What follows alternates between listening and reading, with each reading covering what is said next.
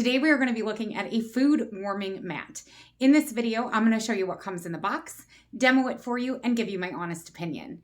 The seller did send this to us in exchange for a video. However, all of the views and opinions in this video are my own.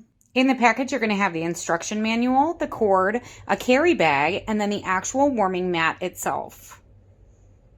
They also include two really cute compressed cleaning sponges. When you plug it in, it does not automatically come on. You do have to hit the power button, and then you can select the temperature from 140 to 176 to 212. The graphics on this are really nice. They do have the warning hot, like don't touch it.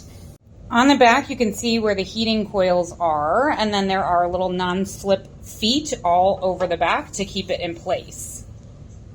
Right now, I'm going to be keeping my lunch warm, which is steak and potatoes.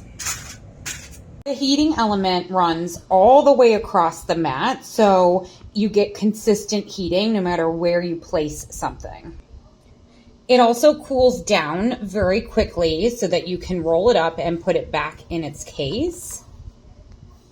If you are looking for a warming mat that you can take with you camping, to the beach, to work, I wouldn't hesitate to recommend this one.